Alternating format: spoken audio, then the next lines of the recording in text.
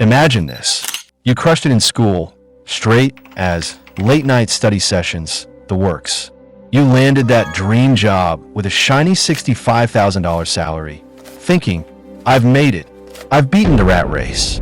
Fast forward a few years, and here you are, drowning in $41,000 of debt, staring at an empty savings account, and feeling like you've got zero freaking freedom. But why? Hey, race the truth. Money isn't evil. It's a rigged game, and you've been playing without knowing the rules. Stick around. In this video, it'll show you how to break the system, starting with $0. Let me rewrite everything you think you know about money. Let this circle represent $1 million, a substantial sum that many people would consider life-changing wealth and financial security for many years. Now, this is what $10 million would look like, significantly larger as we've multiplied our original amount by 10. Let's have a look how $100 million would look like. This amount represents extraordinary affluence that puts someone among the wealthiest people of the global population. And this is what $1 billion would look like, a truly staggering sum that dwarfs our previous examples, representing such immense wealth that it's difficult for most people to conceptualize in practical terms. Elon Musk, the richest businessman known for his key roles in Tesla, SpaceX, and X, have a net worth of 321 times this number. Jeff Bezos, founder of Amazon, follows closely with a net worth of 209 times this staggering figure. Both of these entrepreneurs are self-made billionaires. And then there's you, probably working a job right now, the one that you got from the degree that you studied for in university. You don't have much in savings. Your living expenses seem ridiculously high. You feel as though you're not paid enough. You have credit card debt that needs taking care of. Having enough money, wealth, and getting rich seems like a distant dream. How'd they do it? You ask yourself, seeing all those millionaires and billionaires, especially the ones who got there at such a young age. It baffles you. It makes you angry they got lucky. You think they cheated to earn that much money. The money mirage. What's the biggest lie you've been told about money? That the wealthy got lucky? That rich people are evil? That you need money to make money? Here's the painful truth. Our society never really taught us how money works. 78% of Americans live paycheck to paycheck. That's 8 out of every 10 people in the grocery line, at the gas station, or waiting at Starbucks. It's systemic, and you're not alone in feeling stuck and angry. Hollywood has always had a habit of depicting the wealthy and rich as evil, backstabbing, entitled, or corrupt individuals. Question is, had you bought into that stereotype? But let me challenge one belief you might have bought into. Rich people got lucky, inherited it, or cheated their way there. Hollywood and society often portray the wealthy as villains or entitled brats. But here's the catch. It's not always true. According to a report published by Einar H. Dybvik in December 2024 on Statista, 70% of the world's ultra-wealthy individuals, UHNW, are considered self-made through their own efforts and entrepreneurial endeavors, while 7% are wealthy through inheritance, and the rest are a combination of both. UHNW stand for ultra high net worth, referring to individuals with a net worth of $30 million or more, often considered the wealthiest segment of the population. The United States, China, and India lead the worldwide distribution of high net worth individuals, billionaires. A high proportion of UHNW entrepreneurs own more than one business. Our findings show that 52% have multiple businesses. What if the reason most of us never get wealthy is not because of luck or inheritance, but because we've been trained to see money all wrong? Are you getting it? They don't teach us how to build wealth. We've been sold a narrative that keeps us comfortable with mediocrity. The education system teaches you to be an employee, not an owner. Building wealth doesn't have to be a daunting task, and with the right guidance, you can start putting plans in place today that can help you grow fast. Let's build wealth. There will always be systemic barriers like economic inequality, privilege, and luck, but the fact is you can overcome them. Let's do it. Today. Right now. Money mind shift. Are you with me? What do you really think about money? Is this something you work for? Is it earned or is it inherited? Is it the root cause of all evil? Are you desperate to have more of it? Have you been chasing it most of your life? The truth is, most of the time, what you think about money has been influenced by your long-term thinking, upbringing, and environment. If you were born into a family that didn't have much money growing up, then you're probably more inclined that building wealth is harder. Most of you are going to have these false beliefs about money that aren't going to help you on this journey. I'm going to assume that if you're watching this till now, you really want to make money, a lot of it, in a short amount of time. If that is your goal, then this equation for generating money will never get you there. Reframing your money beliefs is the first thing to do. Journal all your false beliefs about money, e.g., money is scarce, wealthy people are selfish. Trace their origins, family, culture, past experiences, and challenge their validity. Ask, is this belief serving my goals? What phrases about wealth did you hear growing up? Be brutally honest. For each negative belief, ask, is this actually true? What evidence contradicts this? For example, if you believe money is scarce, find examples of abundance in your life. Transform limiting beliefs into positive statements.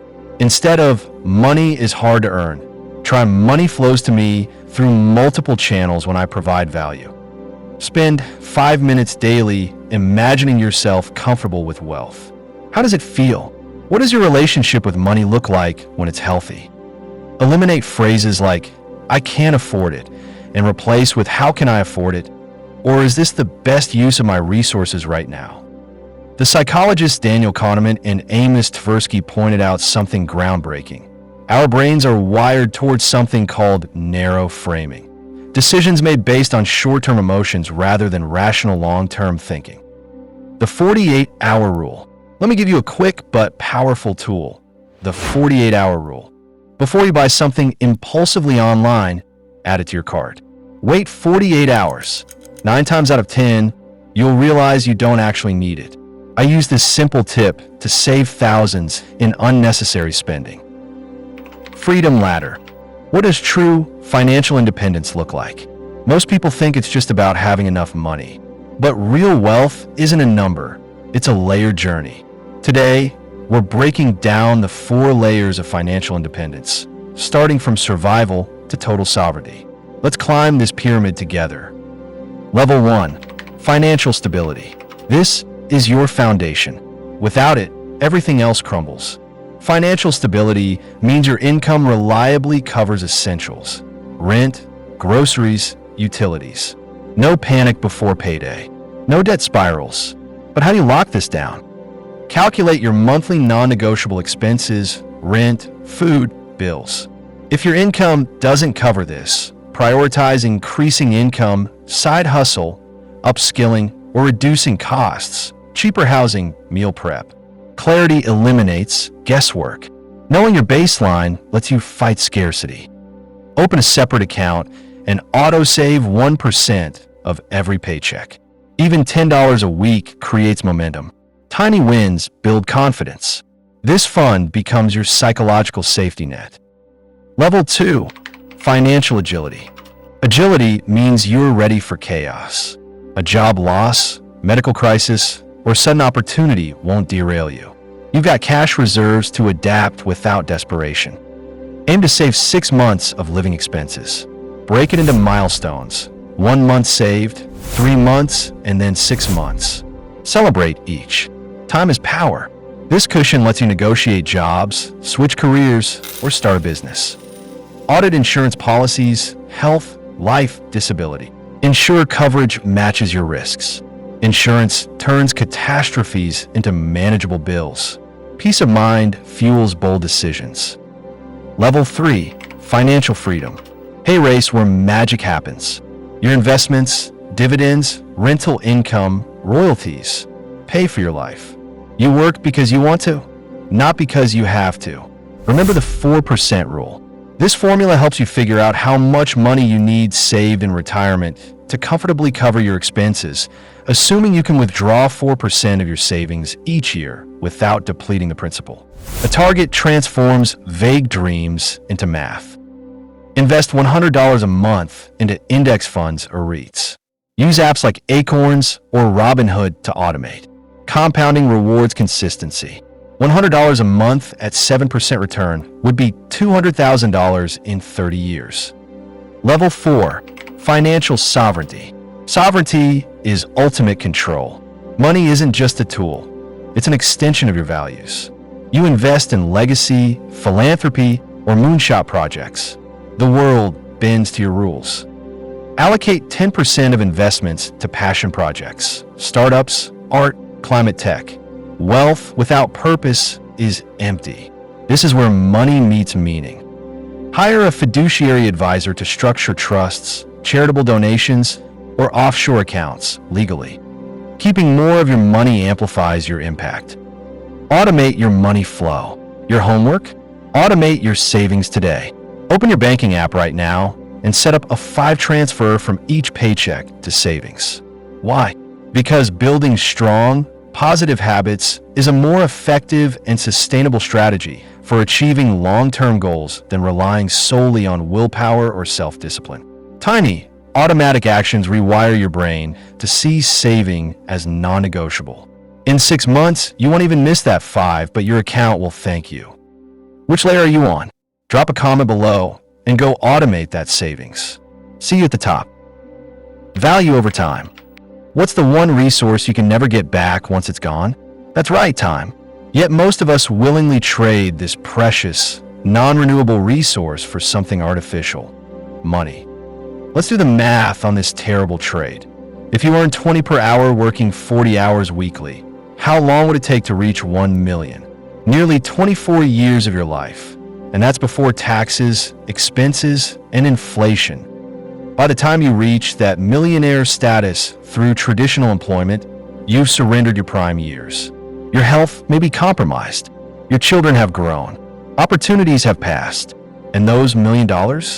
Inflation has reduced its purchasing power to a fraction of what it once was. This isn't meant to discourage you. It's to wake you up. The equation most people follow is fundamentally broken. Here's what the wealthy understand that others don't. Stop chasing money.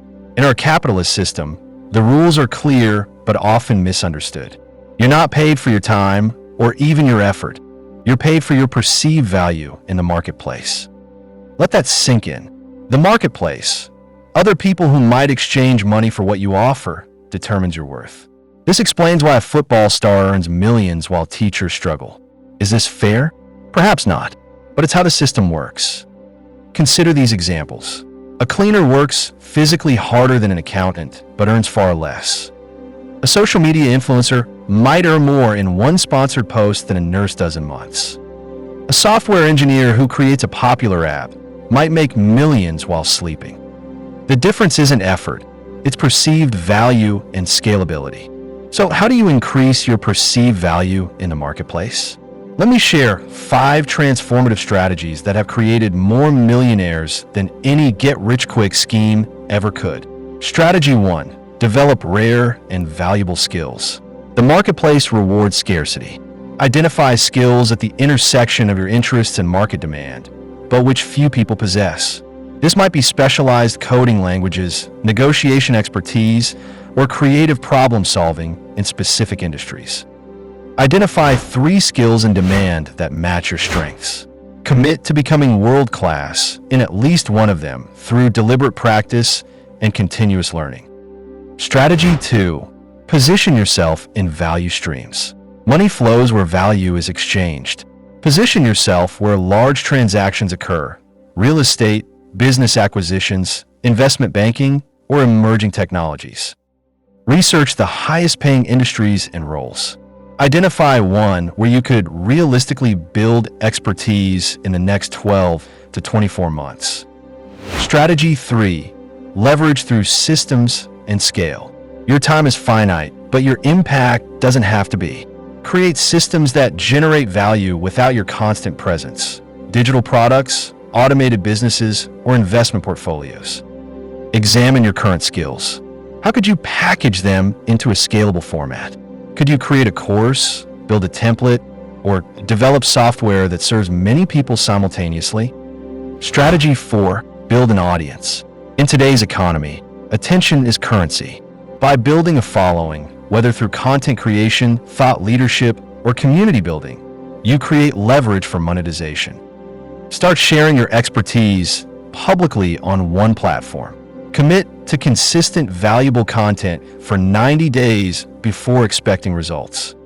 Strategy 5. Solve expensive problems. The market pays premium prices for solutions to painful, urgent, or expensive problems. Identify what costs people or businesses significant money, time, or emotional distress, and create solutions. Interview 5 potential customers about their biggest challenges.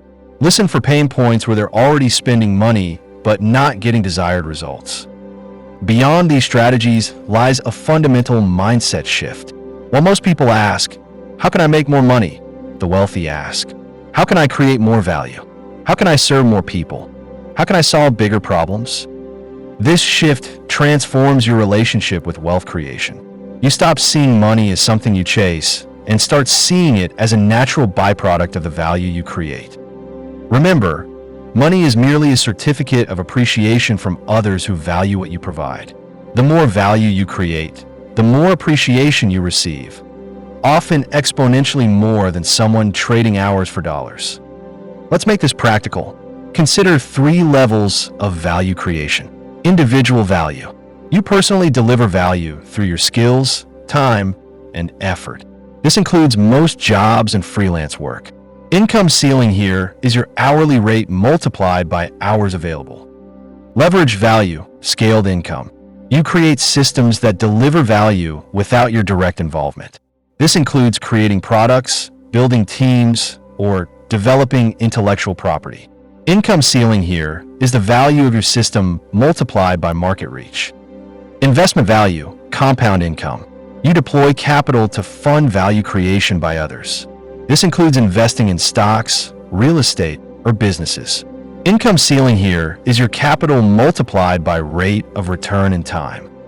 The wealthy operate at all 3 levels simultaneously, while most people never move beyond level 1. Identify one project you could start this week at level 2. This might be outlining a book, creating a digital product, or hiring your first team member. The path to true wealth isn't about working harder. It's about reconceptualizing your relationship with value creation. Instead of asking, "How much can I earn?" ask, "How much value can I create for how many people?" The market rewards those who solve problems at scale. Your mission isn't to chase money, but to increase your capacity to serve others in meaningful, scalable ways. Start today. Identify your unique advantages. Find problems worth solving. Create systems that scale. And remember, your income is directly proportional to the value you create and the number of people you serve. Problem gold mines. Here's the most profound wealth secret that nobody told you. All money flows from a single universal principle. Money is attracted to solutions. Let me repeat that. Money doesn't flow to hard workers. It doesn't flow to the most educated. It doesn't even flow to the most deserving. Money flows to solutions. This is the fundamental equation of wealth that the ultra-successful have always understood. The size of your reward is directly proportional to the size of the problem you solve. Solve a 10,000 problem, earn 10,000. Solve a $1 billion problem, and you'll become a billionaire. It really is that straightforward. Consider Amazon. What problem did Bezos identify? The inefficiency and limitations of retail shopping. The solution? A digital marketplace that eliminated geographic constraints, offered unprecedented selection, and delivered products directly to your doorstep. Was that a $1 million problem? No, it was a $1 trillion problem, and Bezos was rewarded accordingly. But here's where most people get it wrong. They start by asking, "How can I make money?" instead of "What problem can I solve?" I can hear your objections already. So, I need to create the next Amazon? I don't have those skills or resources. Stop. You're falling back into old thought patterns. Let's reframe. Start with a problem. Always start with a problem. But not just any problem. A problem worth solving. How do you identify these problems? By becoming an intentional listener. The market is constantly telling you what it needs if you pay attention. Listen for these problem indicators. What frustrates people consistently? What do people consistently complain about? What do people wish existed but doesn't? What tasks do people delay or avoid? What are people already spending money on but remaining unsatisfied? Problems exist at every scale. You don't need to solve global logistics. Maybe it's a local service gap, an industry inefficiency, or a common inconvenience that nobody has addressed properly. For example, did you know that the founder of Spanx, Sarah Blakely, simply noticed women didn't have comfortable undergarments that created a smooth silhouette under white pants? That small problem made her a billionaire. Not all problems are created equal. Before you invest your time and resources into solving a problem, evaluate it against these 5 criteria. 1. Is it painful enough? People pay to eliminate pain. The more acute the pain, the more they'll pay for relief. Minor inconveniences don't drive purchasing decisions. Significant frustrations do. 2. Is it frequent enough? A problem that occurs daily generates more urgency than one that occurs annually. Frequency amplifies pain and increases willingness to pay. 3. Does it affect enough people? A severe problem affecting 10 people has limited market potential. A moderate problem affecting millions creates a massive opportunity. 4. Are people aware they have this problem? If people don't recognize the problem, you'll exhaust resources educating the market before selling anything. The best problems are those where people are actively seeking solutions. 5. Are people willing and able to pay? This seems obvious, but is frequently overlooked. Sometimes people complain loudly about issues they won't actually spend money to fix. Let me give you a concrete example. Uber identified a problem. Traditional taxis were unreliable, inconvenient, and offered poor customer experiences. The problem was painful, missing appointments, frequent daily transportation needs, affected millions, urban dwellers worldwide, was recognized. Everybody complained about taxis, and people were already paying for solutions, existing transportation. Now comes the intersection of opportunity and capability. Among the worthy problems you've identified, which align with your unique advantages? Ask yourself, what knowledge, skills, or experience do I have that most people don't? What resources or connections can I access that others can't? What perspective might I bring that others miss? You don't need to be a technical genius to solve valuable problems. Sometimes the best solutions come from outsiders who ask, why has nobody fixed this yet? Take Airbnb's founders. They weren't hotel industry insiders. They were designers who needed to pay rent. They saw unused space in homes as an opportunity to solve 2 problems: travelers' desire for authentic experiences and homeowners' need for extra income. The most valuable problems often hide in plain sight, dismissed as that's just how things are. Your fresh perspective might be your greatest asset. Before you invest significant resources in development, validate that your solution truly addresses the problem. The ultimate validation isn't words, it's currency. Will people pre-order? Will they commit deposits? Will they sign letters of intent? Remember, Instagram began as Burn, a complicated check-in app. Only when the founders noticed users primarily shared photos did they pivot to the simple photo-sharing platform that later sold for $1 billion. They adjusted their solution to fit the actual problem users wanted solved. Your mission is clear. Become a problem hunter. Train your mind to see inefficiencies, frustrations, and gaps as opportunities, not annoyances. The wealthiest people in history weren't money chasers. They were problem solvers. Henry Ford solved transportation. Steve Jobs solved human-computer interaction. What problem will you solve? Begin today. Write down 3 problems you've personally experienced this week. Then ask 5 friends about their recent frustrations. Within these conversations lie the seeds of opportunity.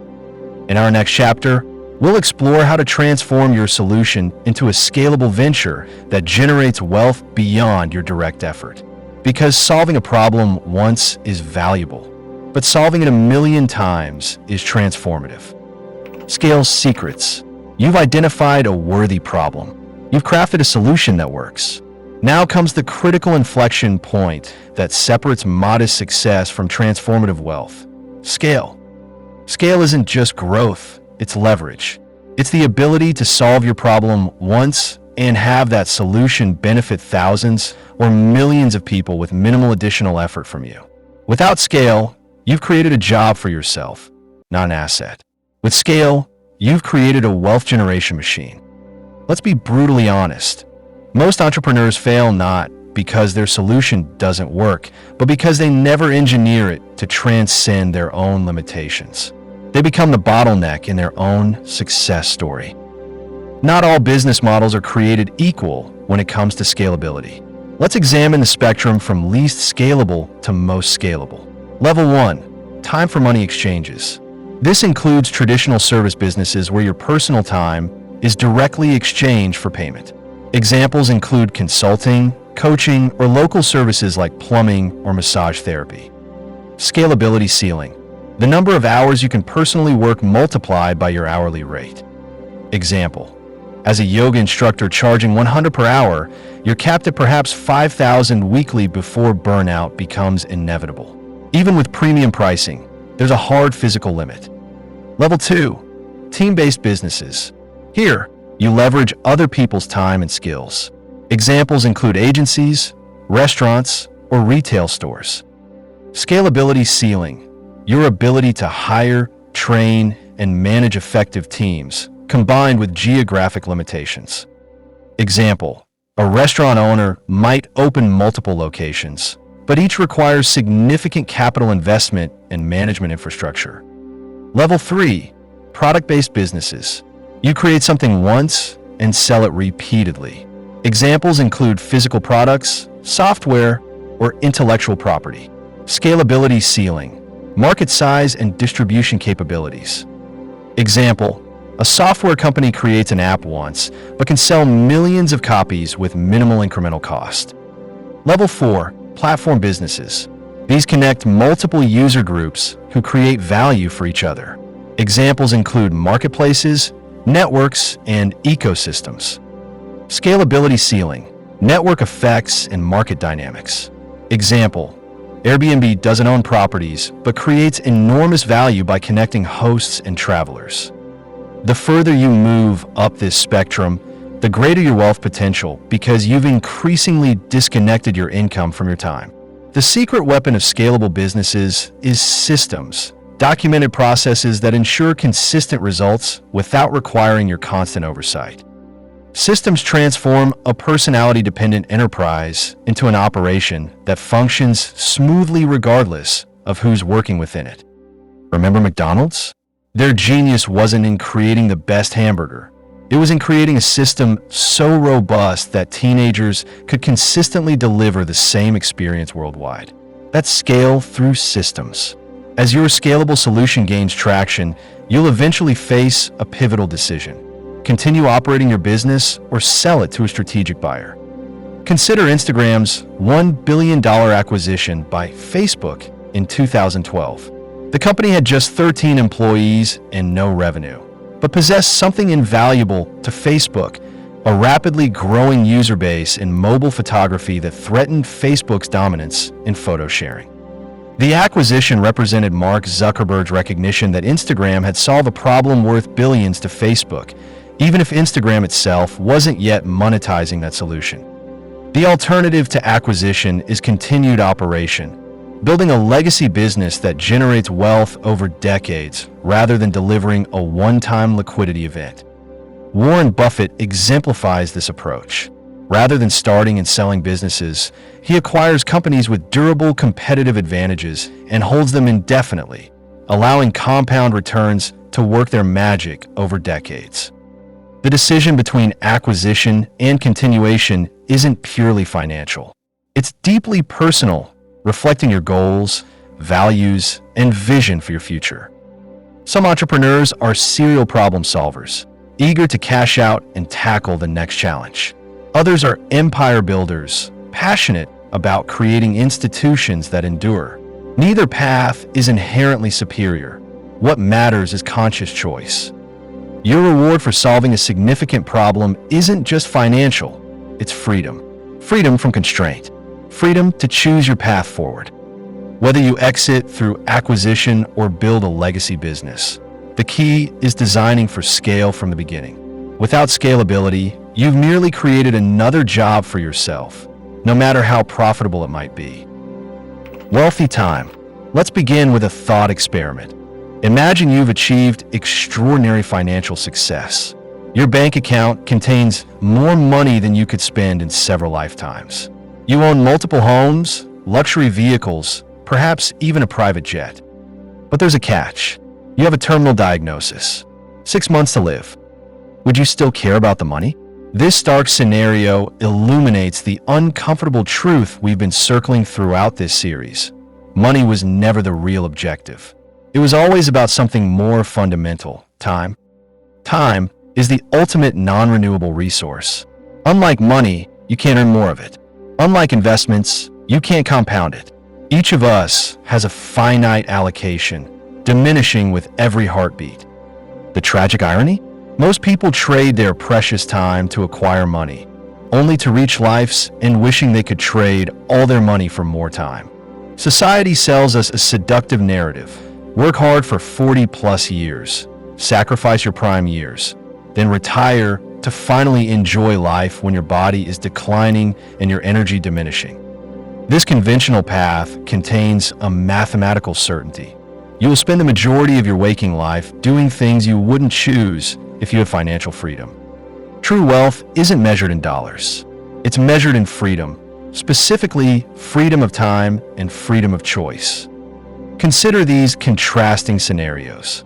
Scenario A, the golden handcuffs.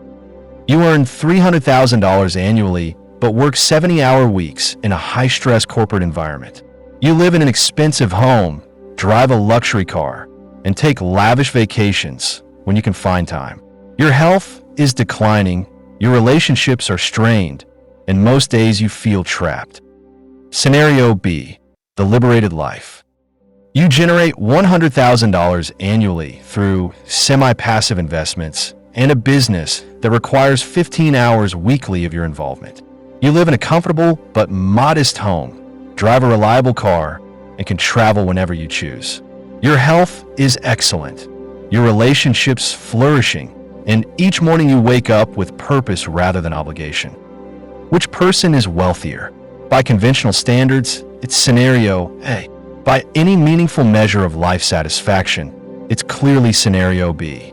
True wealth is having the freedom to spend your time according to your values without financial constraint. If time freedom is the ultimate goal, how do we achieve it? The answer lies in what I call the liberation formula.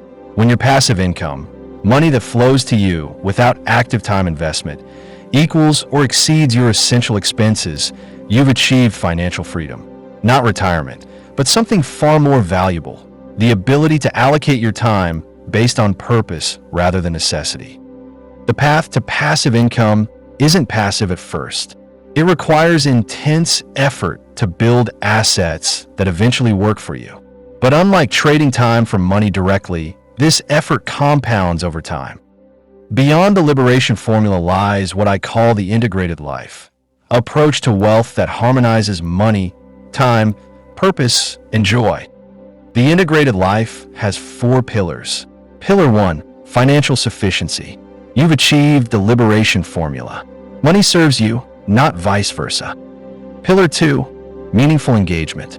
You spend time on activities that provide challenge, growth, and connection, whether or not they generate income. Pillar 3, physical vitality. You prioritize health as your foundational wealth. Without it, all other forms of wealth lose their utility. Pillar 4, intentional impact. You've identified how your unique capabilities can meaningfully improve others' lives, creating a legacy beyond material success. This integration reveals the ultimate paradox. When wealth acquisition is your primary goal, it often remains elusive. When serving others by solving significant problems becomes your focus, wealth frequently follows as a natural byproduct. The wealthiest people, in all senses of the word, aren't those who conquered the financial game. They're those who transcended it, seeing money as merely one tool in creating a life of meaning, impact, and joy. We began this series with a simple premise: stop chasing money. Chase problems worth solving. Now we understand why this principle works, not just financially, but philosophically. When you orient your life around creating value rather than extracting it, you align with the natural flow of abundance. You stop seeing wealth as something to pursue and start recognizing it as something that emerges from purposeful action. The equation for true wealth is this: find problems worth solving, create solutions that scale, and use the resulting freedom to live according to your highest values. Now go. Your time is ticking. Use it wisely.